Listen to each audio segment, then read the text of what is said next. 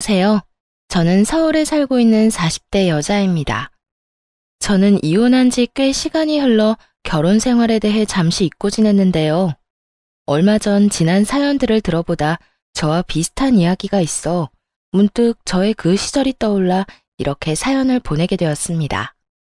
너무 오랜만에 꺼낸 이야기라 조금 정신없을 수도 있겠지만 최선을 다해 적어볼 테니 다들 많은 양해 부탁드립니다. 저와 남편은 결혼을 한 지 5년 차 된 부부였어요. 남편에겐 1살 차이 나는 형이 있었는데 저희가 결혼할 당시에는 미혼이었던 시숙이 독립하여 따로 살고 있었죠. 하지만 저희가 결혼식을 올리고 난 후 1년 뒤 결혼을 하게 된 시숙은 시댁에 들어가서 살더라고요. 시숙이 집을 마련할 능력이 안 되는 것도 아니었고 오히려 사업이 잘 되는 편이라고 들었는데 독립한 사람이 합가를 한다고 하니 의아할 수밖에 없는 상황이었어요. 심지어 형님 집안 역시 부유한 편이라고 들었던 터라 여러모로 갑작스러운 합가는 의아할 수밖에 없는 상황이었습니다. 그러던 어느 날 남편이 씩씩거리며 그 의아한 상황이 일어나게 된 이유를 설명해 주더라고요. 진짜 장남이면 다야? 짜증나 진짜. 왜 무슨 일인데? 아주버님이랑 다퉜어? 내가 형이랑 싸움이나 되겠어? 엄마가 형만 감싸고 도는데? 우리 엄마는 진짜 왜 그러는 줄 모르겠어. 요즘 세상이 어떤 세상인데 그저 장남. 혼자 살 때도 나가 살던 형이 결혼까지 했는데 왜 합가했다는 줄 알아? 엄마가 글쎄 사업자금을 대준다고 했대. 사업자금? 아, 그래서 합가하신 거야? 그래. 사업자금 주는 조건으로 합가하라고 했대. 형이랑 형수는 신나서 들어간 거고. 이게 말이나 돼? 우리 결혼할 때는 돈이 다 묶여서 땡전 한 푼 안 주시더니 형한테는 얼마나 들지도 모르는 사업자금을 지원해 주신다는 게 말이나 돼? 어디 차남 서러워서 살겠소? 남편은 분하다는 듯 씩씩거렸고 전 비로소 아주버님과 형님이 합가한 이유를 알게 되었죠. 사실 이 이야기를 듣는데 섭섭한 마음이 들지 않았던 건 아니었어요. 그저 그뿐 다른 생각은 맹세코 하지 않았어요. 시모가 가진 돈으로 시모 마음대로 쓰겠다는데 제가 뭘 어떻게 하겠어요. 그저 그런가 보다 하고 넘기는 수밖에요. 하지만 정작 남편은 그렇지 않은가 보더라고요. 씩씩거리며 섭섭한 마음을 표현하는 것을 넘어 저에게 효도를 강요하기 시작했으니까요. 아마 저와 남편이 시모에게 더 잘하면 본인에게도 콩고물이 떨어질 거라 생각하는 듯 했습니다. 여보, 이번 주 주말에 약속 없지? 없긴 한데 왜? 왜긴 왜야. 우리 집에 가야 할 거 아니야. 가서 엄마 비위도 좀 맞추고 반찬도 좀 해주고 오자. 왜? 어머님 나한테 뭐 섭섭한 거 있으시대? 아니, 그냥 좀 잘 보이자 이거지. 갑자기 왜? 어머님한테 밉보인 것도 아니고 어머님 나 예뻐하셔. 그 정도 예쁨으로 되겠어? 형수는 지금 그 집에서 실시간으로 쉬지 않고 엄마한테 아부떨고 있을 텐데? 당신은 뭘 몰라도 한참 모른다니까. 우리 엄마가 아빠한테 받은 유산이 얼마인 줄은 알아? 그 많은 재산 다 형한테 넘어가게 둘 거냐고. 우리도 부지런히 잘 보여서 조금이라도 받아와야 할 거 아니야. 이 무슨 뜬금없는 소리인가 싶더군요. 시모를 몰라도 한참 모른다는 생각이 들기도 했고요. 저희 시모는요, 앞서 남편이 말했듯이 저희가 결혼할 때도 땡전 한 푼 보태주지 않은 분입니다. 그래서 대출금 갚아 나갈 제가 안쓰러웠던 부모님이 현재 저희가 사는 집을 해주셨고요. 그런 시모가 아무리 합가를 조건으로 내세웠다고 한들 시숙에게 사업자금을 내준 이유가 뭐겠어요? 차남보단 장남, 시숙에게 뭐가 됐든 더 크게 물려주시겠다는 뜻 아니겠어요? 제 눈엔 훤히 보이는 시모의 의중이 남편의 눈엔 보이지 않는 듯했고 저를 끌고 끝까지 시댁으로 데리고 가더군요. 제발 부탁이라는 말까지 하면서요. 저는 남편이 부탁이라고까지 하니 남편의 뜻에 따라주기로 했어요. 남편의 뜻대로 반찬도 만들고 시모에겐 늘 그렇듯 싹싹하게 굴고요. 남편 역시 저 못지않게 시모에게 잘하려고 했고 그렇게 몇 년 동안을 저에게 효도를 강요했어요. 그 시간 동안 제가 시모에게 잘한 건 재산 때문은 아니었어요. 남편의 부탁 때문도 있었지만 그때까진 그저 시모와 사이가 나빠 스트레스를 받는 것보단 사이가 좋은 편이 더 나을 거라 생각했고 남편의 부모님이기에 며느리로서 해야 할 도리를 다하고 싶었던 거죠. 거기에다 시모와 함께 사는 형님의 안색이 날이 가면 갈수록 좋지 않아지니 딱 발길을 끊을 수도 없더라고요. 어머님, 형님, 저 왔어요. 왔어, 동서?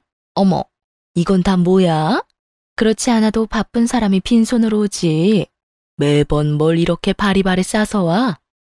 에이, 이 정도 반찬 만들 시간은 있어요. 저희 먹을 거 만드는 김에 조금 더 만들면 되는걸요. 그런데 형님 안색이 어디 아파요? 안색이 너무 안 좋아요. 나? 아니, 그냥 좀 피곤해서 그래. 요즘 좀 피곤하네. 혹시 임신 아닐까요? 아니야. 그냥 말 그대로 좀 피곤해서 그래. 형님은 그저 피곤하다고 했지만 아무래도 그저 피곤한 안색이 아니었어요. 하지만 그렇다고 해서 계속 캐물을 수도 없는 노릇이었죠. 그래서 전 그저 갈 때마다 반찬을 만들어가며 형님의 일손을 덜어주었고 형님은 그런 제 마음을 고맙게 받아주곤 했어요. 제가 이렇듯 효도를 가장해 형님에게 도움을 주는 사이 남편은 시모에게 잘 보이려 갖은 노력을 하더군요. 엄마, 아들 왔어. 왔니? 바쁠 텐데 뭘 이렇게나 자주 와? 자주는 무슨? 생각 같아서 나도 들어와서 살고 싶은 걸 참고 있으니까 그런 섭섭한 말 하지 마. 아픈 데는 없지? 식사는 하셨어? 오늘도 엄마 며느리가 엄마 드시라고 반찬 만들어 왔어. 엄마 둘째 며느리 음식 좋아하시잖아. 나밖에 없지? 음식은 며느리가 만들었는데 생색은 왜 자기가 낸대? 웃기는 녀석일세.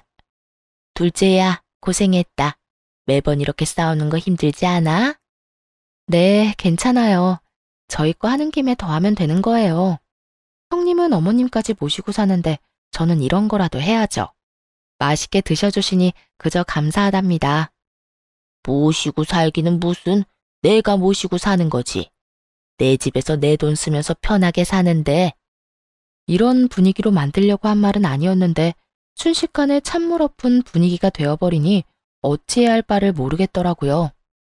제가 아무런 대답도 하지 못하고 미안한 마음에 형님 눈치를 살피는데 형님이 저를 보며 괜찮다는 입모양을 해주며 미소를 지어주더라고요. 남편 역시 갑자기 싸해진 분위기를 살피다 시모의 기분을 풀어주려 애썼고요. 에이, 우리 엄마 또 이런다. 우리 엄마 시장하시구나. 얼른 식사합시다. 자자, 둘째 며느리가 만든 비장의 반찬 장조림도 있다고요. 얼른 식사들 합시다. 이 녀석이 하여튼 누가 막내 아니랄까봐 애교만 많아서는 내가 우리 둘째 때문에 웃고 산다. 웃고 살아. 당연하지. 둘째 아들이 최고지. 그래, 최고다. 시모는 결국 남편의 애교에 웃어 보였고 그제야 전 안도의 한숨을 내쉴 수 있었습니다. 그날 이후 전 형님의 안색이 나쁠 수밖에 없었던 이유를 알 것만 같았고 전보다 더 자주 시댁을 오가며 반찬을 가져다 주었어요. 아마 모르긴 몰라도 시모의 시집살이로 형님이 고된 것 같은데 먹거리 걱정이라도 덜어주고 싶었던 것이었죠. 제가 이렇게 하는 만큼 남편 역시 노력하고 있었지만 시모는 여전히 남편에게 최고라는 말만 할 뿐 남편이 바라는 그 어떤 것도 주지 않고 있었죠. 그렇게 시모가 가지고 있던 건물은 하나 둘 처분해 시숙의 사업 자금으로 들어가고 있었고 남편은 점점 초조해하더군요. 이번에 또 건물 내놨다고 하던데. 이제 진짜 얼마 안 남았어. 형은 도대체 뭔 사업을 어떻게 하길래 돈이 그렇게나 드는 걸까? 난들 알겠어? 나도 사업의 사자도 모르는 사람인데? 그냥 뭐 사업 확장하거나 새로운 아이템 개발 중이거나 그렇겠지. 원래 사업하면 돈 많이 든다고들 하잖아. 남 이야기해? 당신이 왜 그렇게 태연해? 난 하루하루가 피가 마른다고. 이제 정말 며칠 안 남았는데 저러다 형한테 다 주면 어떡해 해. 어떻게 하긴 어쩔 수 없는 거지. 그러지 말고 당신도 이제 마음 내려놔. 주시면 감사하게 받고 아니면 어쩔 수 없는 거지. 당신이 그렇게 애타게 빈다고 해결될 문제가 아니잖아. 나도 알아, 안다고. 그래도 욕심이 나는 걸 어떻게 해? 아쉬운 마음이 드는 걸 어떻게 하냐고. 당신은 정말 욕심 안 나? 안 아쉬워? 나도 사람인데 욕심 나고 아쉽기도 하지. 그 건물 한 채면 이렇게 힘들게 회사 생활 안 해도 될 텐데 싶은 순간도 있고. 그런데 어쩔 수 없는 일이잖아. 내가 노력한다고 한들 안 되는 일인 걸 어쩌겠어? 확실하지도 않은 일에 헛된 희망 품으면서 괜한 시간 낭비하고 싶지 않아. 그러니까 당신도 조금만 내려놔. 그래야 당신도 스트레스 덜 받지. 남편은 입을 삐죽이며 알겠다고는 했지만 전혀 조금도 안 사람 같지 않았어요. 그 뒤로도 여전히 시모를 떠보기도 하고 부동산을 돌아다니며 매물들을 확인하는 것 같았거든요. 이런 남편의 모습이 한심한 적도 많았지만 남편의 마음을 전혀 이해하지 못하는 것도 아니었기에 그저 지켜만 봤습니다. 저는 당사자가 아니라서 그러려니가 될 수 있지만 당사자인 남편의 입장에선 같은 자식인데 오로지 시숙에게만 그 많은 재산이 들어가니 시샘 날만하다는 생각도 있었으니까요. 하지만 마지막 건물이 남았을 때 남편은 애가 탈 대로 탄 것인지 저에게 화를 내며 선을 넘기 시작하더군요. 당신은 도대체 엄마한테 어떻게 하고 있는 거야? 잘하고 있는 건 맞아? 남편의 신경질적인 목소리에 저 역시 그간 참아왔던 화가 터져버렸고 목소리가 절로 날이 선 채로 흘러나왔어요. 보면 몰라? 나 정도면 며느리 중에서도 잘하는 편이야. 자주 전화해서 안부 인사도 하고 음식 맛있게 되면 가져다 드리기도 하고 말이야. 이 정도면 됐지 뭘 얼마나 더 하란 말이야. 더 해, 더 하라고. 엄마 입안에 혀처럼 굴란 말이야. 건물 이제 한 채 남은 거 알지? 당신이 그 정도는 해야 그 건물 나한테 줄 거 아니야. 그 건물 받으면 나 혼자 좋은 줄 알아? 당신한테도 좋은 일이라고. 이쯤 되니 남편의 정신 상태가 궁금했어요. 재산 바라고 부모에게 잘하는 게 그게 효도가 되나요? 그리고 사지 멀쩡한 사람이 오로지 시모 재산만 바라고 자기 일엔 최선을 다하지도 않는 것도 이해가 되지 않았고요. 더는 차별받아 할 수 있는 당연한 시샘이 아니라 그저 시모의 재산을 물려받지 못해 환장한 사람처럼 보이기까지 했어요. 그래서 전 남편에게 좀 더 단호하게 말해주었습니다. 정신 차려 제발. 그 건물 우리 주시면 좋겠지 왜 안 좋겠어? 그런데 그걸 바라고 어머님께 과하게 잘하고 잘 보이려고 애쓰고 그런 건 아닌 것 같아. 어머님이 생각해 보시고 우리한테 주시고 싶으시면 주시겠지. 그러니까 당신도 좀 그만해. 어떻게 온 정신이 전부 어머님 재산한테 가 있어? 당신 들어보니까 요즘에 일처리도 제대로 못한다며. 당시에 저는 남편과 같은 회사지만 다른 부서에 일하고 있었고 남편의 일처리가 얼마나 개판이었는지 전혀 상관도 없는 제 부서까지 남편의 이야기가 전해지는 상황이었죠. 이대로 가다간 곧 해고당해도 이상하지 않은 상황이었던 터라 저는 결국 참았던 화를 내며 남편에게 한마디 하게 되었던 것이었습니다. 조금이라도 생각이 있는 사람이라면 반성하며 부끄러워하기라도 해야 할 텐데 남편은 오히려 그깟 회사 잘려도 상관없다며 큰 소리를 치더라고요. 그깟 회사 잘려도 상관없다고. 내가 평생 일해도 그 건물 살 수 있을 것 같아? 차라리 회사 그만둘까 봐. 그만두고 엄마 비서나 할까? 이 무슨 말도 안 되는 소리인지 모르겠더라고요. 아니, 도대체 가정주부인 시모에게 비서가 왜 필요한가요? 저는 도무지 이해가 되지 않았고 더 이해되지 않는 건 이 모든 말이 남편의 진심이라는 것이었어요. 정신 나간 말을 하는 남편의 눈이 기대감에 차 반짝이고 있었거든요. 전 그런 남편에게 고함을 빽 질러버렸어요. 당신 정말 미쳤어? 정신 좀 차려 제발. 그리고 어머님이 일을 하는 것도 아니고 가정주부가 비서가 왜 필요해? 다시 한번 그딴 말 하기만 해. 효도고 나발이고 시댁에 발길도 하지 않을 테니까. 뭐? 당신 진심 아니지? 진심이야. 난 당신처럼 어머님 재산 바라지도 않아. 내 몸 멀쩡한데 내가 쓸 만큼만 벌면 되지. 난 그저 당신 엄마니까 그 감사함으로 어머님께 잘하려고 한 거지. 당신처럼 재산 바라고 이때껏 그랬던 거 아니었다고. 그러니까 당신도 더는 이상한 말 하지 말고 회사 일에나 신경 좀 써. 알겠어? 알겠어. 그런데 당신 이때까지 했던 것처럼 우리 집에 잘할 거지? 남편은 저의 단호한 태도에 한 발 물러서긴 했지만 끝까지 저의 화를 돋웠고 전 그런 남편에게 확실하게 말해주었어요.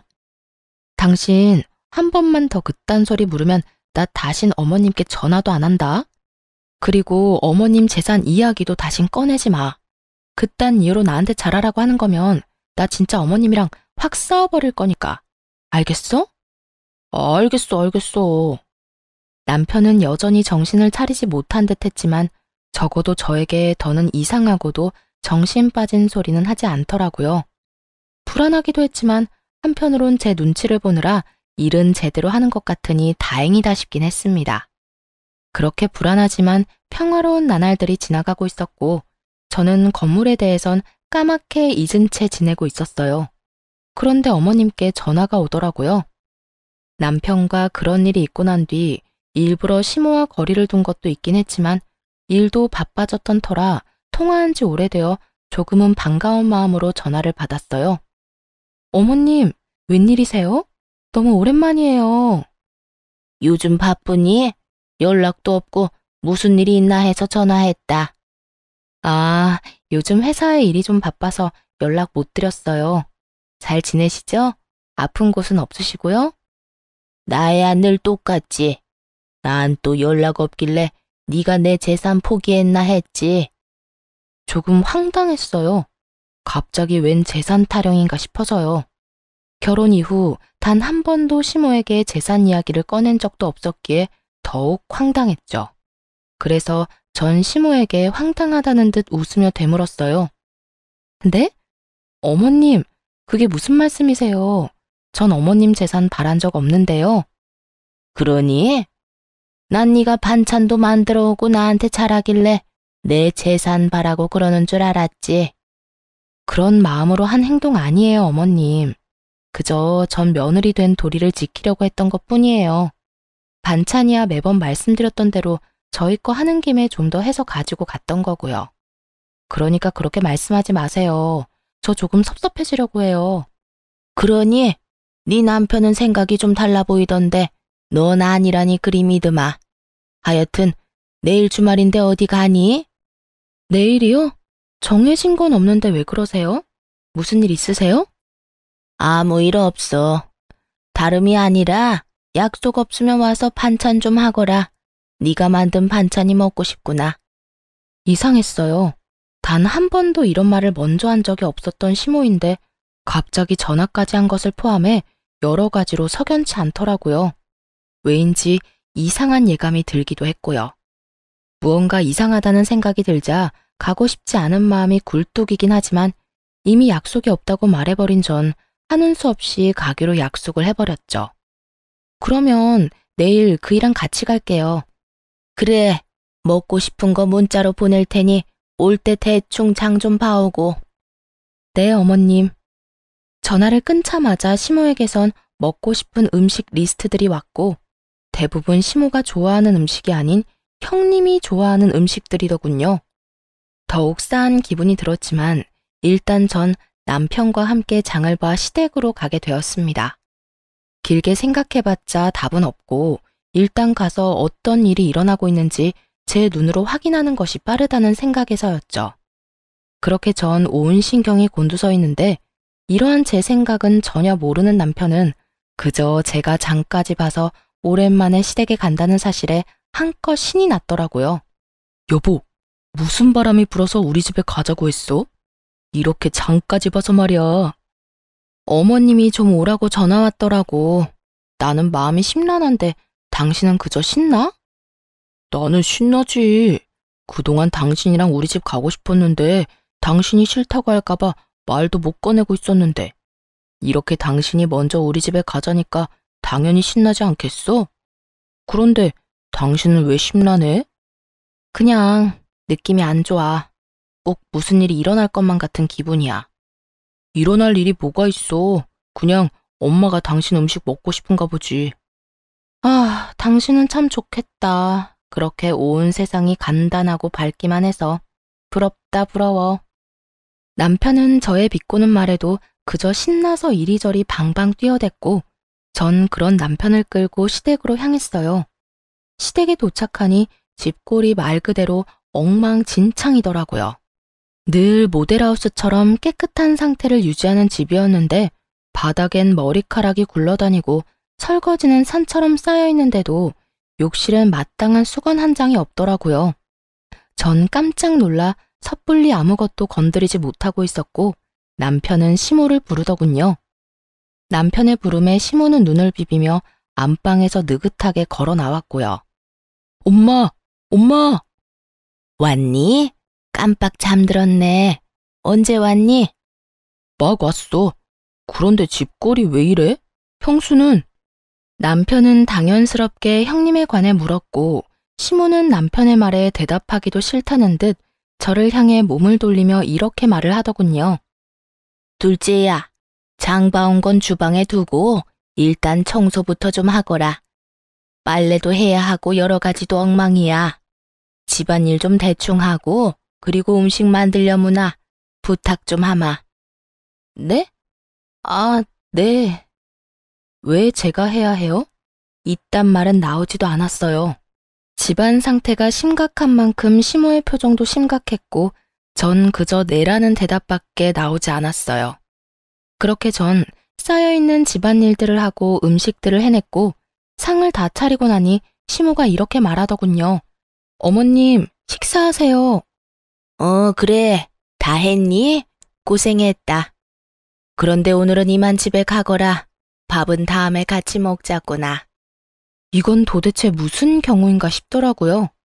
하루 종일 뼈 빠지게 집안일 시키고 음식까지 다 만들어서 상까지 차렸더니 이제 와서 밥도 먹이지 않고 집에 가라뇨.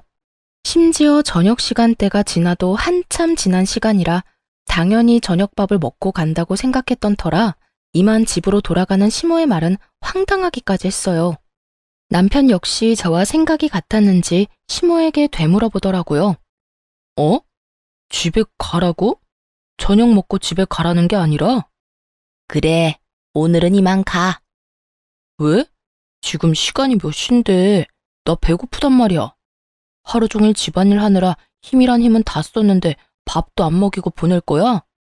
남편은 떼를 부리기 시작했고 그런 남편의 모습에 시모는 한숨을 내쉬는가 싶더니 이내 진지한 얼굴로 이렇게 말하더군요. 아들, 엄마가 오늘 네 형수랑 진지하게 할 이야기가 있어서 그래. 그러니까 오늘은 그냥 좀 가. 둘째야, 고생 많았을 텐데 오늘은 네가 이해 좀 해주렴. 내가 네 형님이랑 긴히 나눌 이야기가 있어서 그래. 곧 네 형님 오기로 했으니까 오늘은 이만 돌아가려무나. 그제야 남편은 상황의 심각성을 깨달은 것인지 제 손을 잡아 끌며 집에 가자고 하더라고요. 전 그런 남편의 손에 이끌려 집으로 왔고 얼마 지나지 않아 형님에게 전화가 왔습니다. 동서, 오늘 고생 많았지?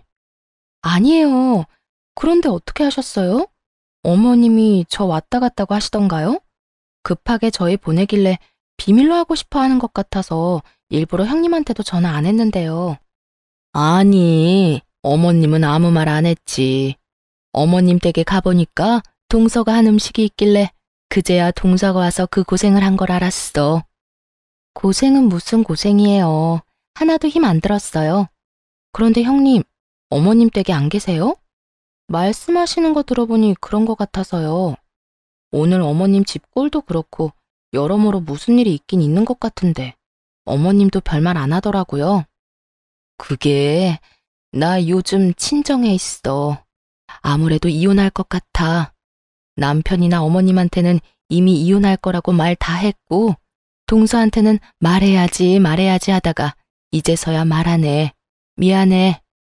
갑자기 이혼이라니 무슨 일이 있을 거라 생각은 했지만 이혼은 전혀 생각지도 못한 전개라 이게 무슨 일인가 싶더라고요. 부부 사이 문제니 자세한 내막은 알 수 없었지만 시댁에 갈 때마다 형님과 시숙 사이엔 큰 문제가 있어 보이기는커녕 사이가 너무 좋아 보였으니까요. 네? 이혼이요? 이렇게 갑자기 왜요? 무슨 일 있으셨어요? 아무래도 난 사업하는 남자랑 안 맞는 것 같아. 어머님도 한몫했고 동서는 잘 모르는데 어머님 이제 얼마 남지도 않은 재산 가지고 얼마나 생색내는 줄 알아? 날 무슨 하녀처럼 부려먹는다니까. 남편이란 놈은 사업에 미쳐서 자기 마누라가 당하든 말든 돈만 나오면 된다고 생각하고 살고 나도 지쳤어. 전 전혀 몰랐어요. 매번 어머님 댁에 갈 때마다 형님이랑 아주버님이랑 표정 밝으셔서 그런 쪽으론 생각도 못했어요. 가끔 안색 안 좋으신 건 그저 형님 말대로 피곤하신가 보다 했는데 진작 말씀하시지. 그랬으면 저라도 더 자주 가서 좀 도왔을 텐데요. 동서가 이렇게 신경 쓸까봐 그랬지. 동서 성격에 내가 힘들다고 하면 당장이라도 달려와서 이것저것 돕는다 할 게 뻔하니까. 그렇지 않아도 일하는 사람이 나 걱정되어서 자주 오는데 내가 그런 말 하면 아예 그 집에 사는 사람처럼 들락날락 했겠지. 그나저나 앞으로 어머님이 동서를 많이 괴롭힐 거야. 종처럼 부려먹던 내가 없으니까 이젠 동서를 가만두지 않을 거야. 그래서 하는 말인데 절대로 어머님이 하라는 대로 시키는 대로 다 하지 마. 순순히 시키는 대로 다 하면 그래도 되는 사람이라 생각하고 막대할 거니까. 알겠지? 상황이 이렇게 돼서 미안해, 동서. 평소 형님과 사이가 좋았던 게 이럴 땐 큰 도움이 되더라고요. 형님은 그 뒤로도 나에게 당부와 걱정 어린 우려들을 긴 시간 쏟아내 주었고 전 형님 덕에 그간 몰랐던 시모의 모든 것을 알게 되었습니다. 시모는 그간 형님을 종부리듯 사람을 부려먹었다고 하더라고요. 시모는 정말 손가락 하나 까딱하지 않았고 형님이 너무 힘이 들어 인상이라도 찌푸리는 날엔 불호령이 떨어졌다고 했어요. 남편 잘 만나서 넓은 집에서 호강하는 주제에 그 정도 일이 힘드냐면서요. 그러면서 그런 식으로 힘든 티 내면 정말 삶이 힘들게 만들어주겠다고도 말했다더군요. 시숙의 사업 자금을 끊어버리겠다는 말이었죠. 형님은 시숙의 앞길을 막을 수 없었기에 그저 시모가 시키는 대로 호구처럼 살았고 이 모든 상황을 시숙은 뻔히 다 알면서도 그저 지켜봤다고 하더군요. 그런 날들이 반복되자 형님은 결국 폭발해버렸고 시모와 대판 싸우고 집을 나와버렸다고 했어요. 그러면서 하는 말이 앞으로 제가 타깃이 될 테니 조심하라고 당부 또 당부해 주더라고요. 형님의 말을 들으면서도 설마 나에게까지 그런 짓을 할까 했는데 상황은 형님의 말처럼 흘러가더군요. 그간 저에게 먼저 연락을 잘 하지도 않던 시모는 틈만 나면 저에게 연락을 해 이것저것 시켜 먹으려고 들더라고요. 둘째야, 오늘 회사 마치고 집으로 좀 오거라. 오늘이요? 그래, 오늘. 와서 화장실 청소도 좀 하고 수건도 좀 삶거라. 수건이 영 시원치가 않아. 푹 삶아야 때도 지고 뽀송뽀송하기도 하고. 그리고 오는 김에 장도 좀 봐오고. 돈은 오면 줄 테니 장 보는 김에 과일도 좀 넉넉히 사와. 과일도 다 떨어져 가니까. 알겠지? 그러면 오는 걸로 알고 끊으마. 말이 좋아야 부탁이지. 이건 뭐 앞으로 절 호구 취급을 하겠다는 선포와도 같더군요. 형님에게 들은 말이 없었다면 그놈의 며느리로서 해야 할 도리라고 생각하며 호구 잡히는 줄도 모르고 시댁으로 갔겠지만 들은 말이 워낙 많았던 저는 시모에게 뭐 하나라도 효도하고 싶어 안달이 난 남편에게 전부 넘겨버렸어요. 바보 같은 남편놈은 아무것도 모르고 신나서 시댁으로 달려갔고 그럴 때마다 시모는 저에게 연락이 와 형님에게 그랬던 것처럼 재산 타령을 하기 시작했어요. 내가 오늘 너한테 오라고 하지 않았니? 왜 네가 안 오고 내 아들을 보내? 제가 뭘 할 줄 안다고. 제가 가려고 했는데 일이 워낙 바빠서요. 너희 같은 회사지 않니? 너는 바쁜데 네 남편은 한가해? 말이 되는 변명을 해야 믿는 척이라도 하지. 어머님, 남편이랑 저랑 부서가 달라요. 부서마다 하는 일도 다르고 일이 다르니 바쁜 시기도 다르고요. 요즘은 우리 부서가 유난히 바쁘고 남편 부서는 한가한 편이라서 그래요. 정 못 믿겠으면 남편한테 물어보세요. 됐다. 그걸 못하러 물어봐. 뭐 중요한 거라고. 하여튼 앞으로 내가 부르면 제깍제깍 달려오거라. 그래야 내가 너 하는 짓이 예뻐서라도 하나 남은 건물 네 남편한테 주지 않겠니? 그러니까 나한테 잘해. 시키는 대로만 잘해도 긍정적으로 잘 생각해 볼 테니까. 재산에 눈꼽만큼도 관심이 없었던 저에게 시모의 이런 말들이 무서울 리가 없었고, 그랬기에 전 말 같지도 않은 말들을 한 귀로 듣고 한 귀로 흘려버렸습니다. 그렇게 시모가 저를 부르면 저는 남편을 보내버리는 일상이 반복되고, 어느 날은 시모에게 한 소리 들은 남편이 저에게 화를 내더라고요. 당신, 이때까지 우리 엄마가 나 부른 게 아니라 당신 부른 거라며? 당신은 나 부른 거라고 했었잖아. 누굴 불러서 누가 가든 그게 무슨 상관이야? 누구라도 가서 집안일 했으면 됐지. 그리고 당신 엄마 집 일인데 꼭 나만 가서 해야 한다는 법이라도 있어? 누구든 시간 남고 마음 가는 사람이 가서 하면 되는 거지. 엄마가 싫다잖아. 엄마가 나 말고 당신 보고 오래. 오늘도 나한테 얼마나 짜증냈는 줄 알아? 마누라 말이라면 똥도 먹을 놈이라는 말까지 했다고. 앞으로는 엄마가 부르면 당신이 가. 당신이 가서 집안일을 하든 엄마 어깨를 주물러 주든 엄마가 시키는 일은 당신이 하란 말이야. 저는 이 말이 꼭 앞으론 시모의 하녀로 살라는 말처럼 들려 기분이 너무 나쁘더라고요. 제가 강아지도 아니고 오라가라 하면 그 말을 다 들어야 하나요? 하물며 집에서 키우는 강아지도 자기 기분 나쁘면 무시하고 들은 척도 안 하는 마당에 이 무슨 개보다도 못한 취급인가 싶었어요. 여보, 내가 진짜 마지막으로 말하는 거니까 잘 새겨들어. 효도를 하고 싶거든 당신이 직접 해. 괜한 사람 괴롭히지 말란 말이야. 나 요즘 일하느라 정신없어서 시댁까지 신경 쓸 여유도 없고 일이 한가하다고 한들 시댁 일 도맡아서 할 생각도 없어. 특히 당신처럼 재산 바라고 하는 효도? 난 더 이상 하고 싶지 않아. 그러니까 나한테 강요하지 마. 제 말에 남편은 기분이 상해버렸는지 빈정거리며 가소로운 협박을 하더라고요. 어이구 무서워라. 어디 겁나서 효도하라는 말이라도 할 수 있겠어? 그래, 나도 좋다 이거야. 앞으로 당신한테 절대 우리 집에 가라는 말 안 할게. 안 하면 되잖아. 대신 우리 엄마한테 건물 물려받으면 당신은 국물도 없으니까 그런 줄 알아. 10원짜리 하나 주지 않을 테니까 그때 가서 섭섭해하지나 말라고. 30살 넘은 남자가 어쩌면 이렇게도 유치한지. 정말 제가 남편을 데리고 사는 것인지 3살짜리 아들을 데리고 사는 것인지 헷갈릴 지경이었어요. 아니 3살짜리라면 귀엽기라도 하지. 이건 재산에 눈이 멀어서 마누라까지 호구 잡히게 하려고 하니 오만정이 떨어지려고 하더라고요. 아휴, 제발 돈 좀 받아달라고 무릎 꿇고 빌어도 절대 안 받을 테니까 그런 걱정 말고 제발 당신 선에서 당신이 알아서 효도해라. 알겠어? 그 후로도 전 여전히 시모가 부르면 남편을 보내버렸고 남편은 기분 나쁜 티를 내긴 했지만 늘 저를 대신해 시댁으로 가더군요. 그러던 어느 날 시댁으로 간 남편이 시모와 함께 집으로 돌아오는 것이 아니겠어요? 남편의 양손엔 시모의 짐이 가득했고 전 무슨 일인지 물었어요. 어머님, 갑자기 무슨 일이세요? 당신 손에 그건 뭐야? 무슨 짐이야? 저의 물음에 남편은 제 눈치를 살피며 조심스럽게 말을 꺼내더라고요.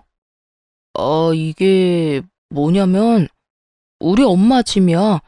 한동안 우리 집에서 지낼까 하고. 남편의 눈치를 보아하니 남편이 계획한 일은 아닌 듯 했고 시모가 독단적으로 밀어붙인 듯 했어요. 남편은 지나치게 제 눈치를 살피고 있었고 그런 남편의 행동이 마음에 들 리 없었던 시모는 저를 쏘아보며 당당하게 제 집에서 살겠다고 선포하더라고요. 뭘 그렇게 눈치를 보면서 말해? 나 한동안 여기서 좀 지내마. 너도 들어서 알겠지만 첫째네 결국 이혼했어. 그것 때문에 우리 장남이 속이 많이 상하는지 술을 마시고 집에 들어오는 날이 잦아져서 내가 잠을 통 못 자고 있고 말이다. 그래서 한동안은 내가 여기서 지내면서 기력 회복 좀 하려고 한다. 이건 무슨 자다가 봉창 두드리는 소리인가 싶더라고요. 아니, 시숙이 이혼을 했는데 왜 우리 집에 오는 건가요?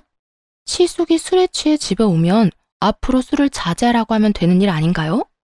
왜 애꿎은 우리 집에 와서 다짜고짜 살겠다고 하는 것인지 이해가 되지 않더라고요. 저에게 상의 한마디도 없이요.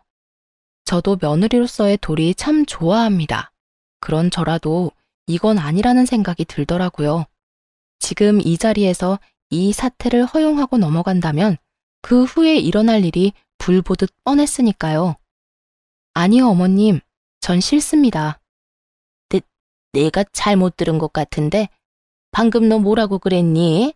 싫다고 그랬니? 네, 싫어요. 저는 어머님이랑 같이 사는 거 생각도 해본 적 없어요. 아니, 100번 생각해 본다 한들 싫어요. 너 정말 이딴 식으로 나올 거니?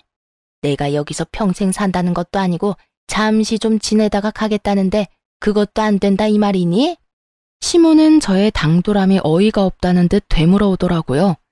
마치 당연히 네가 해야 할 일인데 왜 안 된다고 하는지 이해가 되지 않는다는 투로요. 전 그런 시모의 말투가 더욱 마음에 들지 않았고 제대로 알아듣도록 더욱 강하게 말을 했어요. 네, 싫어요. 어머님은 잠깐이라고 하지만 그 잠깐이 1년이 될지 10년이 될지 누가 알겠어요? 어머님 형님께도 잠깐만 같이 살자고 해놓고선 4년을 부려먹으셨다면서요. 전 죽어도 그렇게는 못 사니까 그런 줄 아시고 돌아가 주세요. 전 단호했고 그런 저의 태도에 남편이 더 놀라 저를 뜯어말리기 시작하더군요. 당신 미쳤어? 엄마한테 지금 그게 무슨 말이야? 말투는 또 그게 뭐고? 얼른 사과드리지 못해?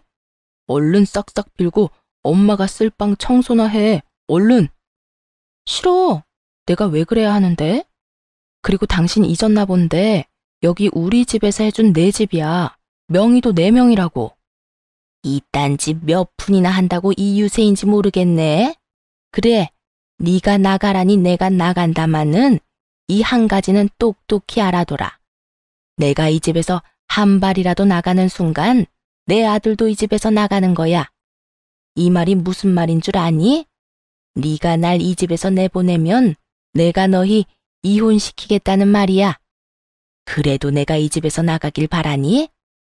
넌 절대 날 이 집에서 내보내지 못해. 라는 시모의 속마음이 들리는 듯 했어요. 착각도 유분수지. 어떻게 저런 착각을 할 수 있는 것인지 참 황당하더라고요. 여기서 시모를 따라 나가 저하고 이혼을 하겠다는 남편이면 저도 그깟 이혼 웃으면서 할 수 있다는 걸 시모는 전혀 모르는 듯 했어요. 남편 역시 마찬가지였고요. 전 아주 큰 착각을 하고 있는 두 사람을 향해 이렇게 말했어요. 네? 그래도 상관없으니 지금 당장 나가주세요. 당신도 마찬가지야. 어머님 말씀대로 내가 어머님 나가라고 해서 나랑 이혼할 생각이면 지금 당장 짐들 다 싸들고 가. 2번 다신 짐 핑계로 이 집에 들락날락하는 일 없게. 들었지? 아들, 당장 짐 챙겨. 네 마누라가 겁대가리 없이 짓거리는 거 보니까 이참에 버릇을 단단히 고쳐줄 필요가 있겠구나. 어디 법원 가서도 그리 당당할 수 있는지 두고 보자. 두 여자의 진심 가득한 선포에 남편은 잠깐 멈칫한다 싶더니 이내 시모의 강한 눈빛 한 번에 짐을 다 챙겨 시모의 뒤를 따라 집을 나가버리더라고요. 오만정이 떨어졌던 남편이긴 했지만 이혼만은 하기 싫어 마지막 기회를 줬던 것인데 그 기회를 발로 뻥 차버리는 남편을 보며 저 역시 굳게 마음을 다잡게 되었죠.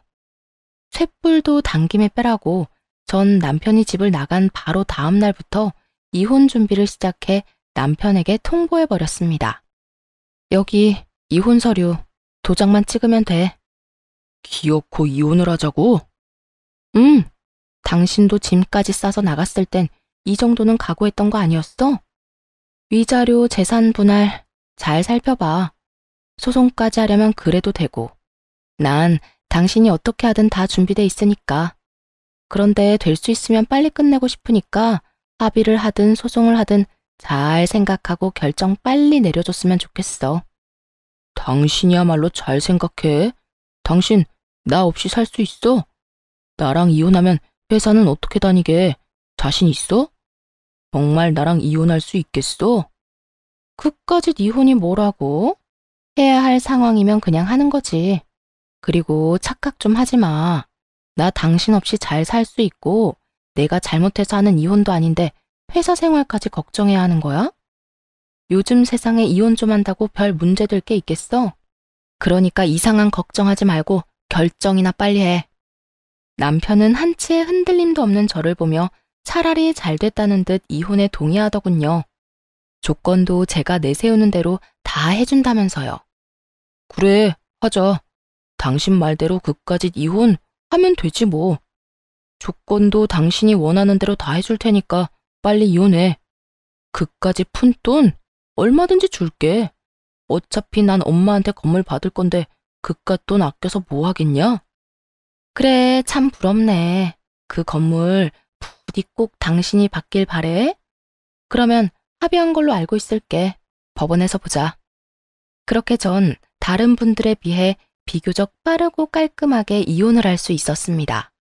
결혼 생활 내내 저를 괴롭게 만들었던 시모의 재산은 결국 저의 이혼에 큰 도움이 되더군요. 전 남편이 정말로 저의 뜻대로 제가 내세운 조건에 맞춰 이혼을 해주었으니까요. 정말이지 그 재산에 감사한 마음이 다 들더군요. 그렇게 이혼이 확정되던 날, 전 남편은 저를 보고 비웃으며 이렇게 말하더군요. 멍청하긴. 가만히 있으면서 엄마하고 내가 시키는 대로만 했어도 돈방석에 앉았을 텐데 괜한 고집부리다 이혼녀 딱지나 붙게 되고 꼴 좋다. 나만 이혼녀 됐다는 듯이 말한다. 내가 이혼녀면 당신은 이혼남이야. 그리고 돈방석? 그래, 어디 두고 볼게. 당신이 돈방석에 앉게 될지 아니면 쪽박을 차게 될지 당신이야말로 후회하지 마. 왜 이렇게까지 말을 했냐고요? 다 이유가 있었어요. 사실 전 시모가 가진 것은 아무것도 없는 상태였거든요. 형님에게 들은 바로는 전 남편이 철석같이 믿고 있는 건물마저 진작 처분해 시숙에게 투자한 상태였고 시숙은 그마저도 날려먹었다고 하더라고요. 사업이 잘 돼서 끊임없이 자금을 주고 있었던 것이 아니라 차리는 족족 망해서 끊임없이 자금을 퍼붓고 있었던 것이었어요. 연달아 사업을 말아먹은 시숙은 날마다 술을 퍼마시고 다니고 있었고 그 꼴이 보기 싫어 시모는 제 집까지 온 것이었어요. 처음부터 이러한 사실을 전 남편에게 숨기려고 한 것은 아니었어요. 처음엔 이런저런 일로 피곤해서 말하지 못했고 그 뒤론 정말 새까맣게 잊어버려 말을 못하고 있었던 것이죠. 그런데 그 뒤로 많은 일들이 일어나며 이혼까지 하게 되었으니 더욱 말할 필요가 없어진 상황이었어요. 후회? 내가 후회를 왜 해? 내가 너처럼 멍청한 줄 알아? 난 적어도 내 밥그릇은 내가 알아서 챙겨. 너처럼 눈앞에서 놓치지 않는다고. 그러니 너나 땅을 치고 후회하지 마. 이렇듯 끝까지 저에게 헛소리만 하는 전 남편을 보며 후회할 사람은 너라는 말을 속으로 얼마나 되뇌었는지 모릅니다. 이혼을 하고 난 후 전 남편, 시모 모두를 바로 차단해버렸습니다. 혹시나 하는 상황에 대비해 집도 세를 줘버렸고 회사도 이직을 해 다른 지역으로 이사까지 와버렸죠. 그 후 형님에게 전해 들은 바로는 재산을 전부 시숙에게 투자한 것을 알아버린 전 남편이 저를 찾아 나섰다고 하더라고요. 제가 연락이 되지 않자 형님에게까지 연락이 와 재산은 전부 날린 것이 맞냐, 정말 저와는 연락이 되지 않냐 등등 몇 번이고 물었다고 했어요. 저를 찾아다니는 검은 속내는 뻔했어요. 전 남편은 저에게 위자료를 주기 위해 대출까지 받은 상태였고 그거에다 시모에게 속아 퇴직금까지 미리 받아 시숙에게 다 줘버려 빚쟁이 신세였거든요. 그러니 어떻게 해서든 저에게 들러붙어 어떻게 해서든 한 푼이라도 받아가려 저를 찾아 나선 게 뻔히 보이지 않겠어요? 전 시모도 전 남편과 처지가 별반 다르지 않다고 하더라고요. 어머님도, 아니, 그 아줌마도 별반 다르지 않아. 있는 재산 다 첫째 아들한테 다 갖다 주고 깡통 차니까 둘째 아들 돈까지 끌어다 난리를 부리다가 이혼까지 하게 만들었으니 어쩌겠어? 그냥 빚쟁이 두 아들 둔 빚쟁이 엄마가 된 거지. 하나 있던 집까지 다 말아먹고 요샌 단칸방 월세살이 한다고 하더라. 다 큰 아들 둘 끌어안고 오순도순 잘 살아보라지 뭐. 동서는 이제 이쪽으론 신경도 쓰지 말고 관심도 주지 말고 거기서 잘 살아. 나도 이제 그 집 신경도 안 쓸 거야. 세 인간 모두 빚쟁이가 되었다는 말을 듣는데 참 잘된 일이다 싶었어요. 그렇게 재산 믿고 사람을 괴롭혀대더니 딱 어울리는 벌이다 싶었으니까요. 이 소식을 마지막으로 전 시댁의 소식은 들을 수 없었고 그렇게 그 지긋지긋한 인연도 끝이 났습니다. 전 이직한 회사에서 잘 지내고 있어요.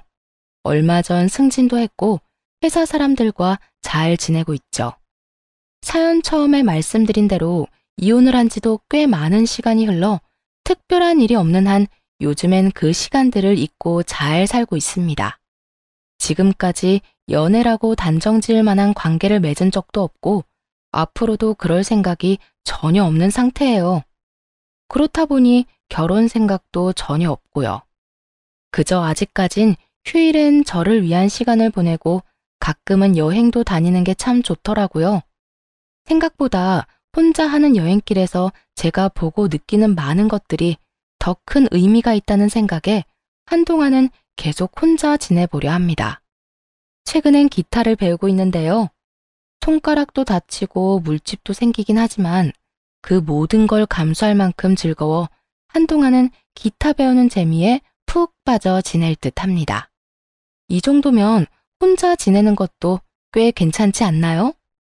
이로써 저의 사연은 끝이 났습니다.